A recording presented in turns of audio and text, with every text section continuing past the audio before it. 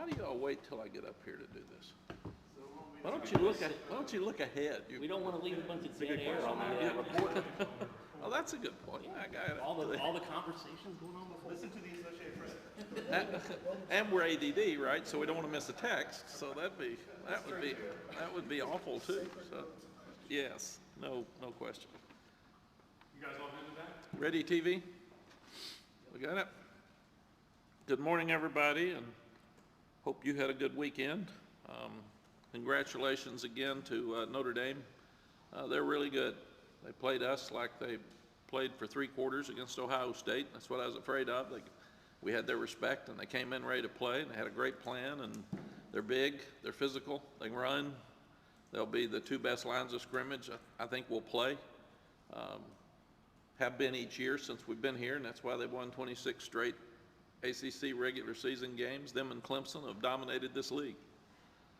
And the rest of us are trying to get there. We want to be like Notre Dame. We want to be able to line up, run the ball when we want to, and then everything's there in your offense. You've got all your play action, and the young quarterback played really, really well.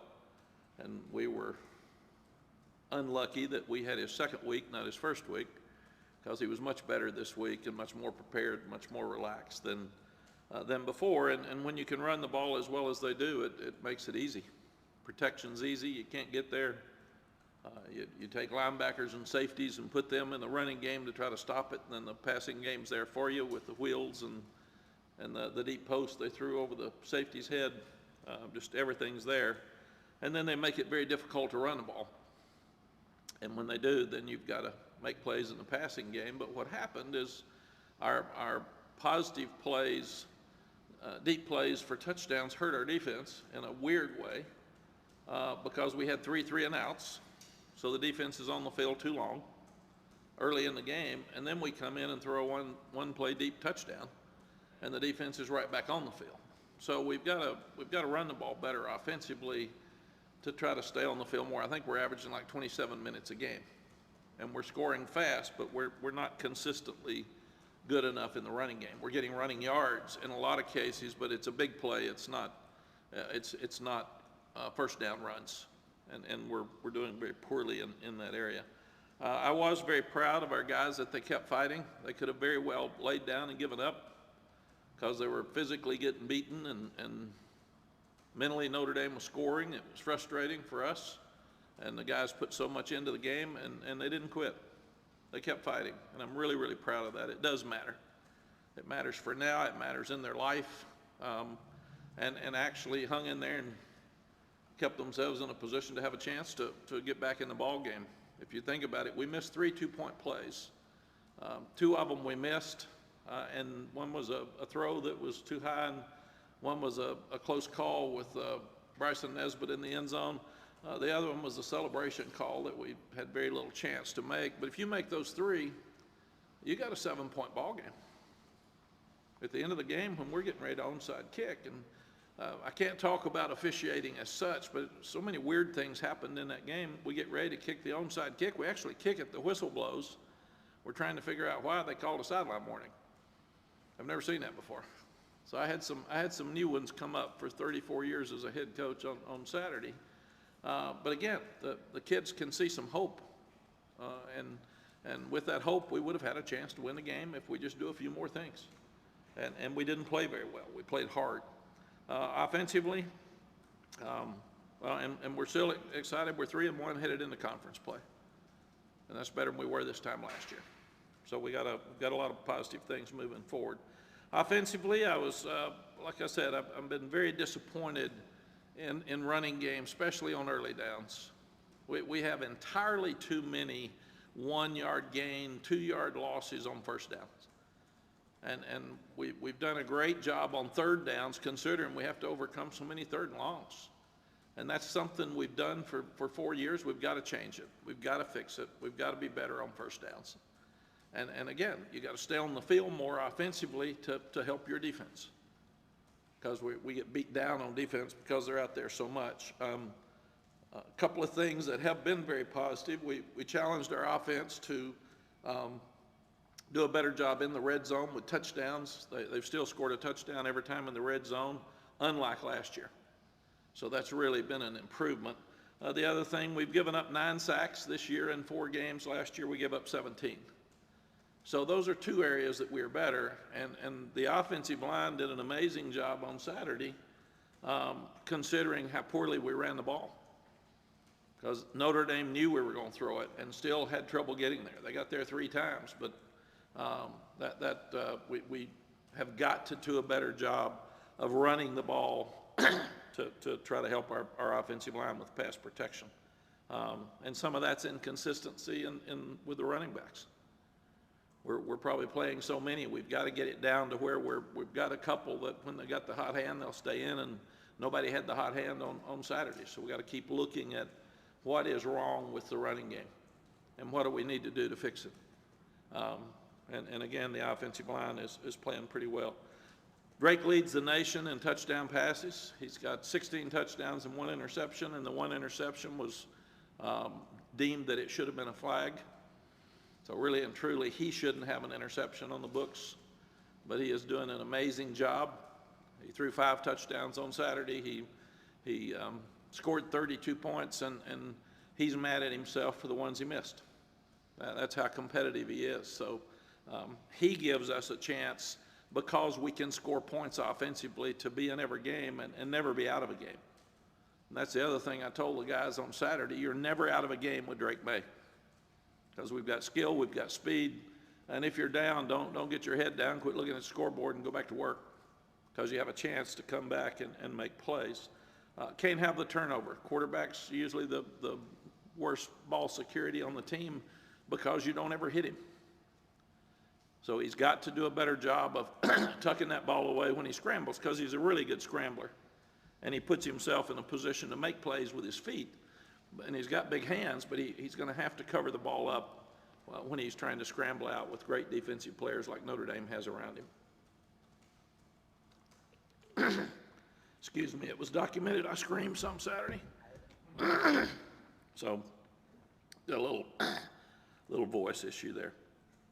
So offensively, again, we don't need the big play, bad play.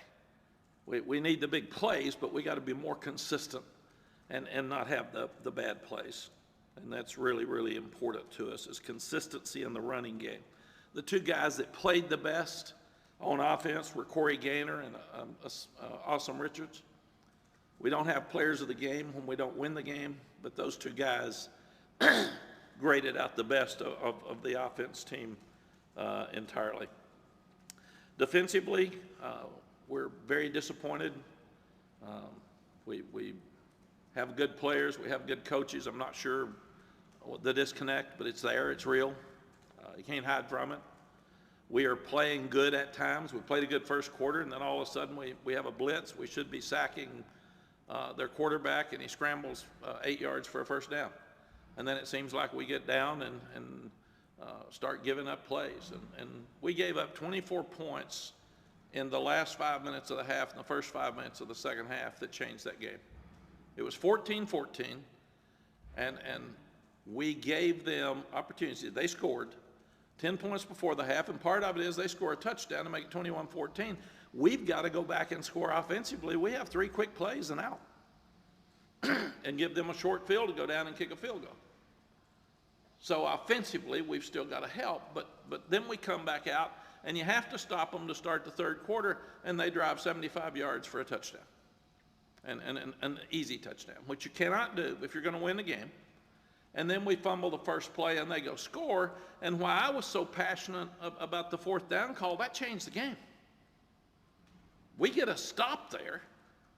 We're still in the game with a chance to a great lift for our defense, because we talked to them about turnovers, sudden change plays, and they came out and stopped them. And then it's a very close call, and then they get the ball and go ahead and score. That was a key play in this ball game. And talk about me, one of the coaches wanted to come over and grab me. Like I said, I'm not out of control. I'm fighting for my team. That's what I'm doing. I'm fully control. I know exactly what I'm doing. I didn't appreciate the call, and I was fighting for the team because it's 4th down. It's a critical play. And they're in a great shape to have a comeback. Their defense is struggling, is fighting, man. And I'm trying to fight with them. That's important. Hess came over and grabbed me. I said, don't touch me. I don't need him by grabbing me. I'm not out of control. I'm fighting for my team. It's very simple. Because these guys are struggling and they need support. And I'm here to step up and support them. So again, the offense has to help the defense, but until we stop the run, we're not going to win games at the highest level. We're going to be inconsistent. You can't outscore people all the time. We have got to stop the run. Notre Dame's a hard challenge, but good for us that we saw it. We should get better because of this game, because they know what it looks like on both sides of the ball. Notre Dame stopped our run, and Notre Dame ran the ball against us. And that's what we have to do to be the team and the program that we want. Ross asked me after the game, what changes? You keep recruiting and you keep coaching.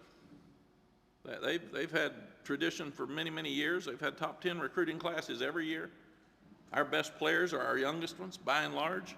You've got to keep working to get where they are. It doesn't happen overnight, and that's what we're doing. So our coaches have challenged themselves. The defensive coaches are beaten down because they're frustrated. The players get beaten down because they're frustrated. Somebody asked about players with some flair on the sideline. Good for them. What if they quit? What if they just laid down and quit? Said, heck with it. I'm frustrated, man. I'm not going to compete. That's not what life's about. Life's about passion. Life's about flair. So I don't mind at all if one pushes another one. I want them to grow up and mature. I said, you just pushed a guy with millions of people watching you. And you know what? They don't even know you. And they're going to have a bad impression, and all you're doing is trying to fight and compete. That's what you're trying to do. So instead of walking, sitting in a corner of the bench and not talking to each other, I'd rather have them have spirit. I said, we're pushing these kids to have a player-led team. So if they're going to push each other, they're going to have to grow up and handle the push. That's it. Talk to each other. Be mature. One of them on the bench said, can you give me just a minute? Because I heard one of the guys saying, come on, man, pick it up. He said, give me just a second. Let me gather myself here before we get into this discussion. So they're learning. They're learning how to compete. They're learning how to have passion at a time where most people are against them. Everything that's talked about on our defense is talking about how bad they are. And these kids are fighting it. And that's a positive thing. And I really believe they're going to be good before the year's over. Are the stats going to be good? No, we're already too bad. Statistically, we're going to be one of the worst teams in the country on defense at the end of the year because we're already there. But can they get better? Do they show signs? Yeah, it's a great first quarter. Now, why don't we do it the second quarter? Had a great fourth quarter at Georgia State. Had a great second and third quarter at App State. Why don't we play a whole game? That's what we got to figure out. That's what we've got to figure out. The best players on defense were Reva Hossack. And I hated, he got hit in the back on his personal foul and knocked into the quarterback. So, I mean, Des Evans ran into him trying to stop and knocked him out of bounds, and he fell into the quarterback. And everybody's cussing poor old Ray about not having any discipline. Ray came over and said, Coach, I got pushed, man. I didn't hit the guy. I said, I got it. So those are things you see and you hear that you may not get during a TV broadcast. And the other guys that played the best they've played all year were our cornerbacks. They played good and have struggled some. So other than that, really nobody stepped up and played like they had to play. Now again, you start looking at guys competing. They're driving down to score with the big back on the last drive, and he's trying to reach the ball over, and freshman Will Hardy reaches out and slaps the ball out of his hand at the 6-inch line to get us the ball back, to give us a chance to go back and score. A freshman, fourth game, and he's so aware that he's fighting his guts out to knock that ball loose so we can get the ball and go back and try to still win the game. So I'm proud of Will Hardy. I'm proud of those guys for fighting. They didn't lay down. They didn't quit. Somebody said, why didn't you kick an onside kick instead of giving them the ball back with 9 minutes left? I think you got 9% chance to get an onside kick. Now, maybe that was more than we had to stop them. I don't know. But I thought we had a better chance to knock a ball loose or get a stop than I did onside kick at that early stage of the game. And I thought it was an awful message to our defense just doing that. But Ray Vahasek and the cornerbacks played well. They played better, and they got better as the game came on. Special teams, we're playing hard. We're doing okay. We're not changing games. Special teams do not matter unless you change the game. And you don't want to change it in a negative fashion, but you want to change it in a positive fashion. And we've taken Josh out of the punt return. We'll have to look at whether he goes back, because he seemed to do okay during the game. He played more plays. I think Antoine Green only played 30, I think, right at it, but Josh played more. So we'll see how he is when he seemed good yesterday. Both of them did. So I think they came out of the game good, and we can get them back in the regular rotation right now. The outstanding player of the special teams was Drew Little. He played the best, and he covered the punts. We had more punts than we wanted. And we did have a surprise yesterday. Jonathan Kim came in and said he wanted to be the starting field goal kicker, and he's not, because Noah Burnett's done a really good job. And Jonathan wants to transfer, so he has a chance to kick somewhere else. So we'll let Noah Burnett do our kickoffs. The reason it's now, unlike it used to be, it's the fourth game. He doesn't want to play in a fifth game because he wants to redshirt, and then he wants to transfer and have 2 years left somewhere else, because the COVID year gives these kids an extra year. So he will not be part of our team anymore. We want to thank him for all of he's done. He's been one of the best in the country at kickoffs. So we appreciate him. And want to wish him luck. Officiating. I can't talk about officiate in our game or I get suspended, which I don't think is a good rule, but that's what the rule states. So I'm going to talk a little bit about national officiating. When you start looking at officiating across the country, who are these guys? These are men that care so much about football, and they're very passionate, and they work hard all week. And then they come and referee a game, usually on national TV, under tremendous scrutiny like the players and the coaches. So you have to really admire who they are and the passion they have. The problem I've got with national recruiting is the inconsistency. What is pass interference anymore? You sit and watch TV, I don't know. I'm not sure you shouldn't throw it deep every time and just hope you get a call. So I'd like to see more consistency in calling pass interference on a national level.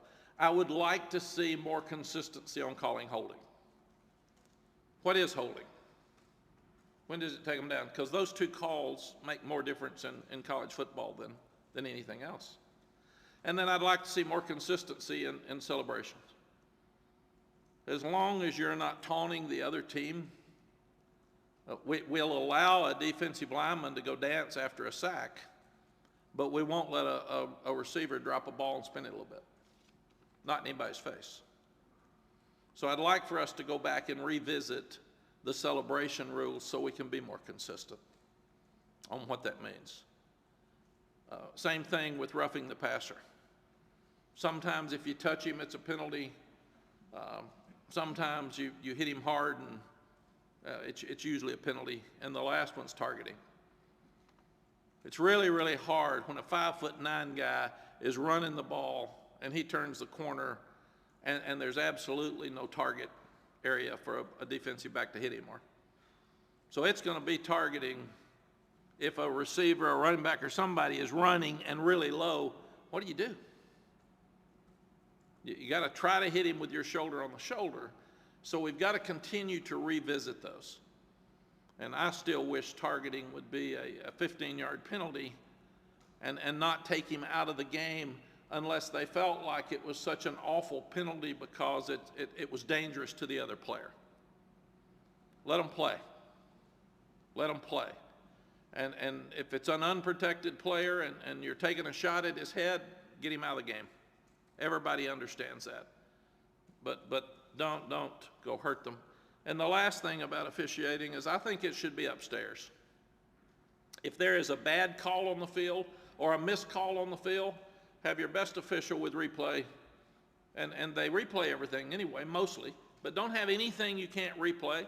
Don't have the official come over. Don't have him stand there for 5 minutes. Don't slow the game down, but have the guy upstairs call down and say, the right tackle was holding. He took the guy down, call a 15-yard penalty. Instead of having human error and having the game lost. We had 4 coaches fired in this league last year. We had 1 fired yesterday. Winning's important, man. And when you say, why did that coach look so passionate? This is what we do. Why do those kids, why are they so passionate? They put tremendous pressure on themselves to win games. That's what we do. So we have human errors with coaches. We have human errors with players. Why don't we take the human error away from officials? By having a call upstairs. Wouldn't take longer. Everybody says, well, we don't want more replays. It wouldn't be. All he has to do is look at it and say, no, man, that was a penalty. The guy grabbed him. You didn't see it. It's holding on 15. That's as simple as it has to be.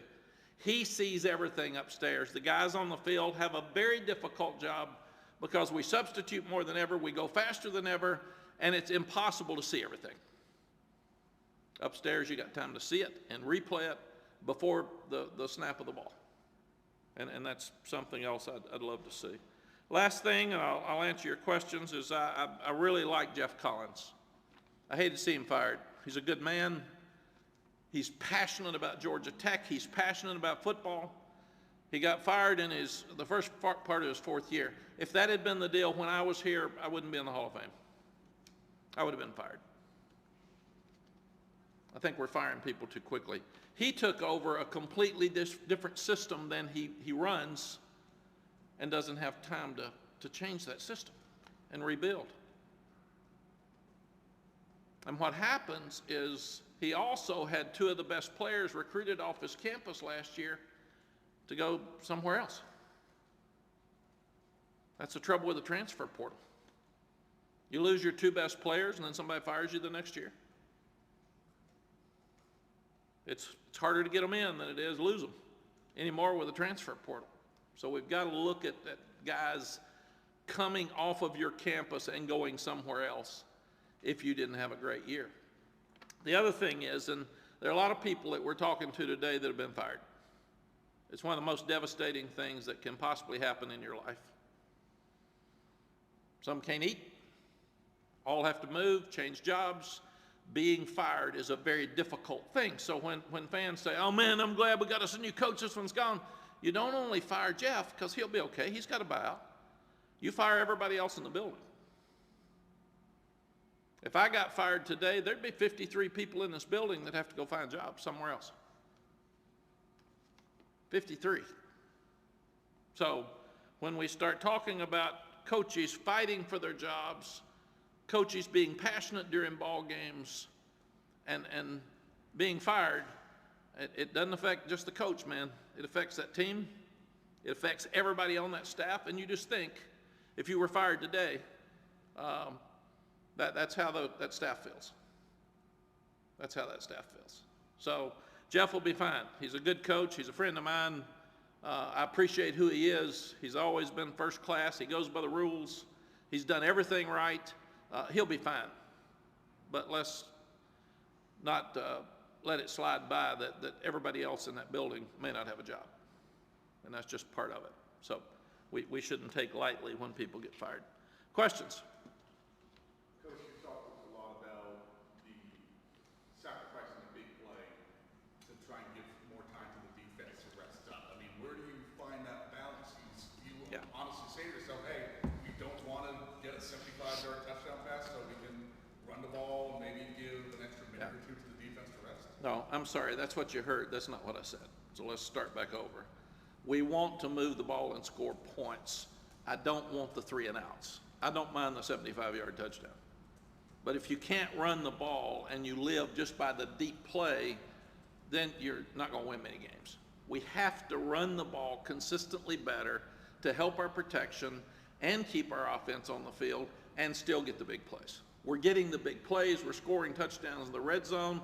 We have fewer sacks. We are not running the ball consistently. And that's my concern. The best teams in the country run the ball consistently. Notre Dame has a chance to win the rest of their games because of the way I saw them line up and run the football. We have to have a hot quarterback right now. We can't just depend on going out and being physical and winning the game in the running game. And that's what we've got to do. Back to that point where it seems to me like you're talking about the offense kind of protecting the defense, if you will, a little bit more by running the ball. Does that mean that maybe you guys go a little less tempo and instead more or sugar hustle? It's a good point, CL. I'm missing the point here, I think. My point is that we need to run the ball better so we can consistently score against a good defense on offense. By doing that, we have fewer 3-and-outs. I'm not trying to slow the clock down. I'm not trying to slow our offense down. What's happened is our offense is getting too much credit because we're scoring so many points, in my opinion. We have problems on our offense, and those problems are running the ball. And there's going to be a day where you're not going to, we can't depend on Drake and those receivers to win every game. We need to be physical, and we got to run the ball, and we got to beat the other defenses down like Notre Dame beat us down. And we're not doing that. And that's my concern. That hurts our defense when they're on the field too much. If we're scoring every time, I don't care. We can have a tired defense. But when you have 3-and-outs in a row, and your defense is back out there, then you come out and throw a touchdown pass on the first play. They've been out there a whole lot, and they're worn out. And I thought that probably affected the 5 minutes before the half, because we weren't on the field enough in that second quarter. Mack, you talked, sorry, got me too. You talked about recruiting a lot on Saturday night and the difference in the talent level of Notre Dame and y'all. Y'all recruited well on the defensive line. I mean, there's 4 and 5 stars on there. Some are a little bit younger.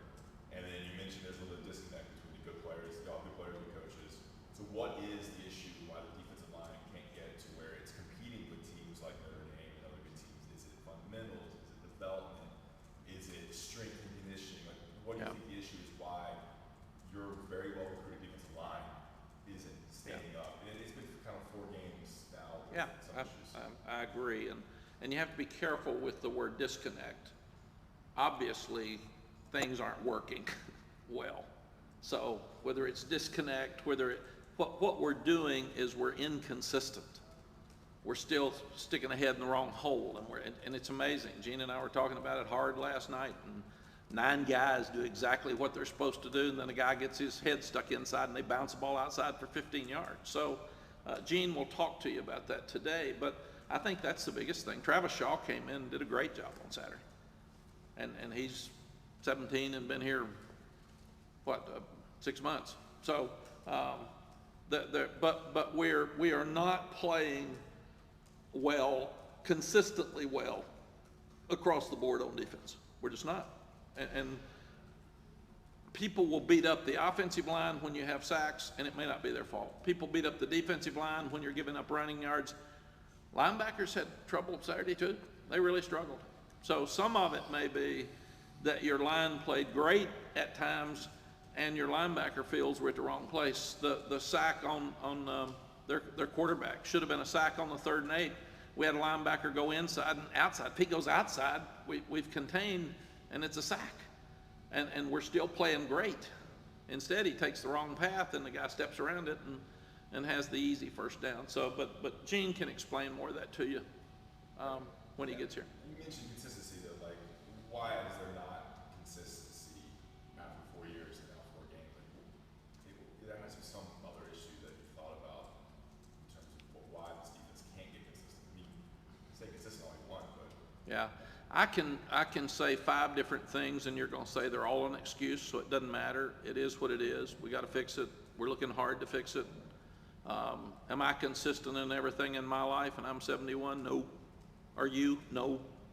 And these are young guys, but they got a lot of pride, and the coaches I'm having to I beat them down so much, I've got to pick them up. And you asked me what the fans should feel about our defense.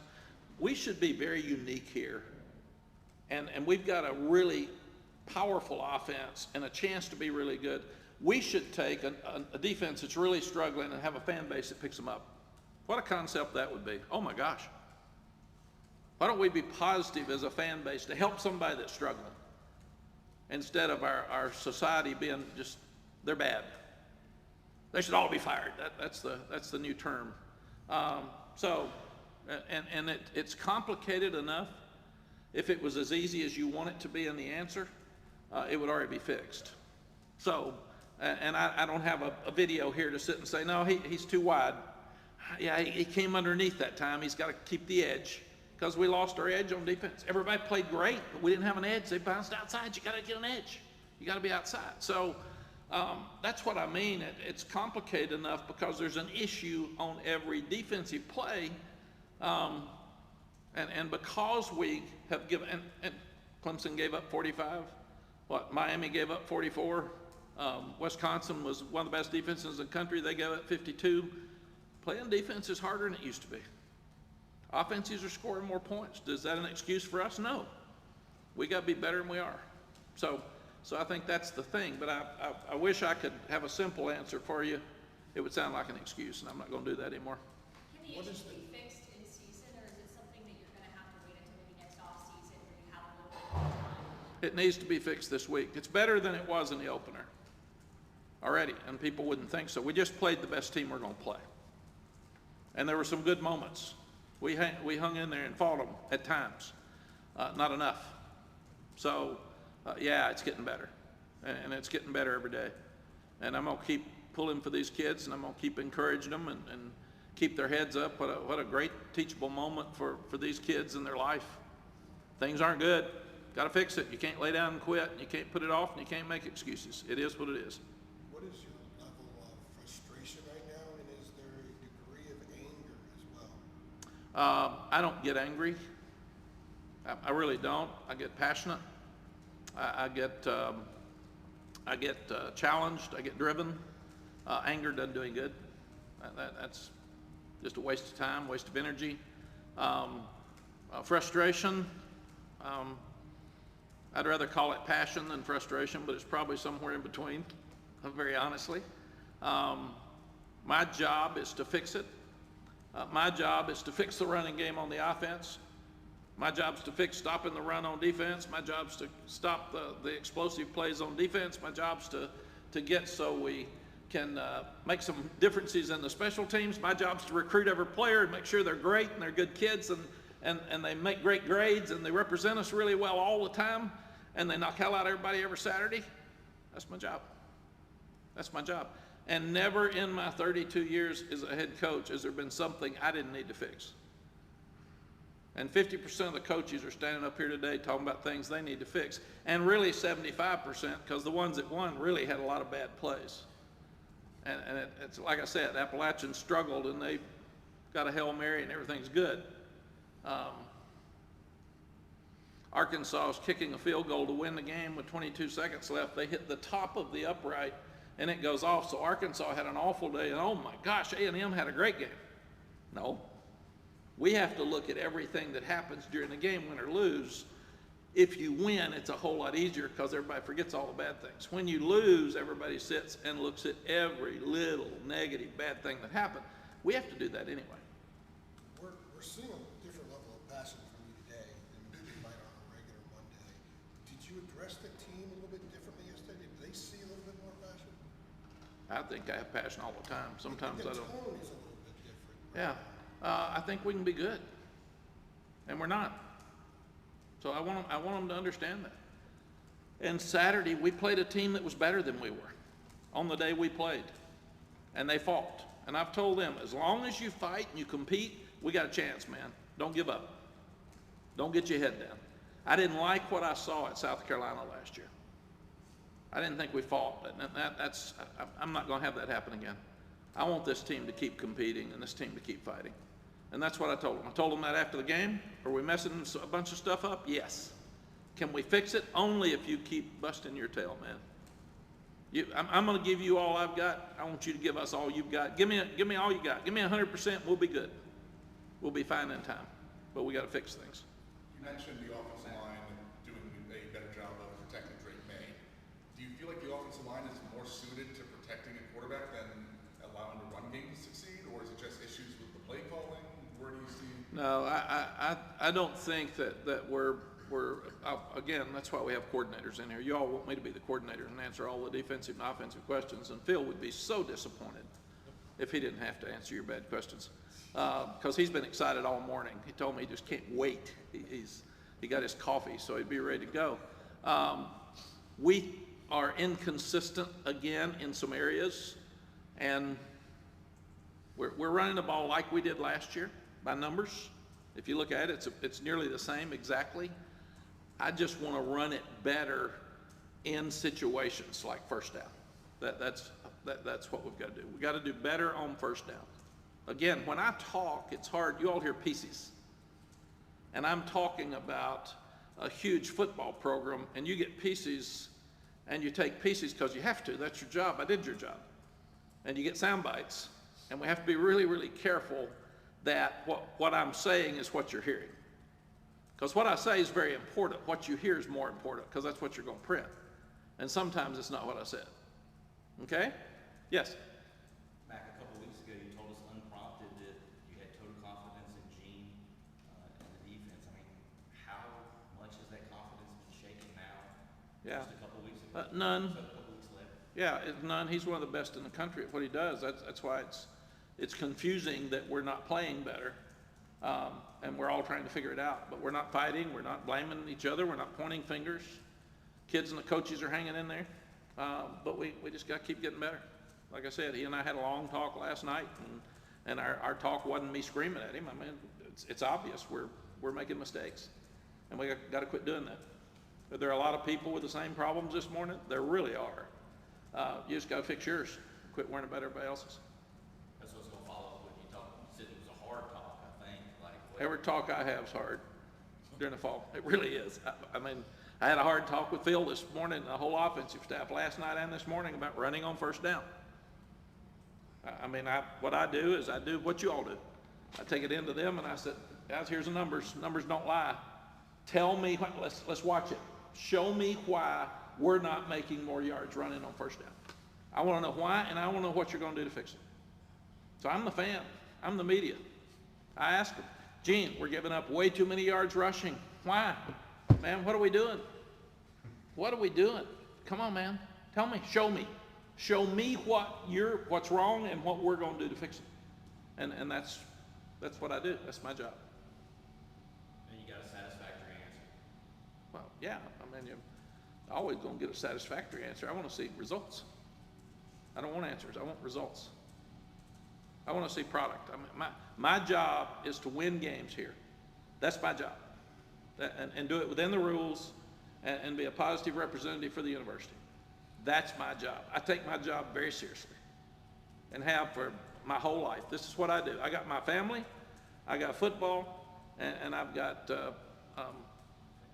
family. Yeah, really, that's it. But really, our kids, our grandkids, our football family, and winning games is all I got. That's all I got. That's my whole life. So, and my faith, that was the other one I missed. Yeah, you did. You just blew it. You gave the wrong one. Anything else before we let Phil come up here and get to enjoy y'all? Your first tenure here, it seemed like there weren't quarterbacks that passed the ball the way Sam Howell did, and now Drake May is kind of taking the baton. Is that at all attributed to, it's a different game? Like the passing game is a lot more, developed, complex. They start earlier in high school, 7-7 kind of stuff. Is it more attributed to that, or are we just seeing right now two kind of generational talents, if you will, that came through? CL, I think it's absolutely a function of 7-on-7. They're starting to go to more camps. They're going earlier. They're going all over the country. I think kids are handling you guys better at an earlier age. That's why we allow freshmen to do it now, because they're talking to so many people in recruiting now. They never did that before. They didn't have any experience when they got here. And now they've talked to you guys in the recruiting services forever. So they're much more prepared for that. But same thing with quarterbacks. And then you take a guy like Sam, he was raised by his dad who's a coach. You take a guy like Drake, his dad was the leading passer in the ACC. So he was teaching him at a very early age to throw the ball and what to think about. And they've watched so many football games together. But I also think that this rash of group of 5 teams beating Power 5 teams is a lot because of transfer quarterbacks. I think the transfer portal, if a second teamer at a school and he's really good, he may go to another school and be a great player for them. And that didn't happen before. But everybody's got a quarterback now. And if you can throw the ball, it's like 3-point shooters. If you can shoot in basketball and you can hit a bunch of 3-pointers, you got a chance to win every week. If you got a quarterback that can throw it and run, you got a chance to win every week. I mean, that's just what's out there, and that was never the case before. Usually when you beat down the bad teams, they didn't have quarterbacks. Now they got skill.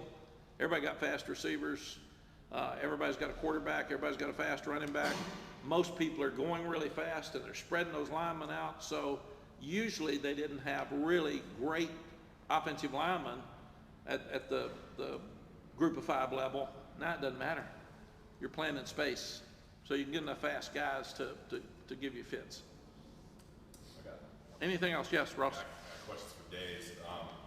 One thing in particular, I know when you got here and even this offseason, you've always talked about having an attacking defense, a defense that can create TFLs and sacks and put the offense behind the count. It seems like this defense in the scheme rushes 4, rarely blitzes, and drops 7. It's more, Yeah. everything in front. I was wondering, is there any Yeah, Gene will be here in just a minute. well, I'm asking what Yeah. you want What- versus what- what's happening. We blitzed so much on Saturday and didn't get there. Go back and look at it. We blitzed so much. We had those linebackers coming. We got there once with power. We didn't get there another time. They blocked us. So blitzing is very, very irrelevant if you don't get there. It puts your secondary in an awful spot. And I told the team before the game that when God made football, He put a burden on defensive backs. They're out there by themselves. Everybody can see them. They take the fastest player on the other team and they have to cover him by backing up. And they can't touch him or it's pass interference. So how awful for those defensive backs. So I told the team, so you guys have to get pressure on the quarterback. You got to stop the run so we can help those guys survive out there, because if you blitz and they have to cover for a long time, it's impossible. They can't do it. And then I said the other guy's got the burden as a quarterback. He got all kind of people trying to hit him. So if you don't run the ball and you don't protect the quarterback, he's got to stand there unprotected. He's got to find the open receivers. He's got to look at 2 or 3 of them. He's got to make a decision, and he's got to get the ball to the wide receiver. Or maybe we put the burden on him of RPO now. He's got to decide, are we going to run it? Nope, I'm going to pass it. And then I've got to get back here in time to see the open guy. So it's not blitzing, it's getting there. And we're not getting there. When they're blocking us like they did on Saturday, it doesn't matter what you do. If you're running inside and they're blocking you, it just lets the gap open faster. But we blitzed a lot Saturday. We did different things. It's just hard to notice it when you don't stop people. Okay? Anybody else? Thank you all. One more thing,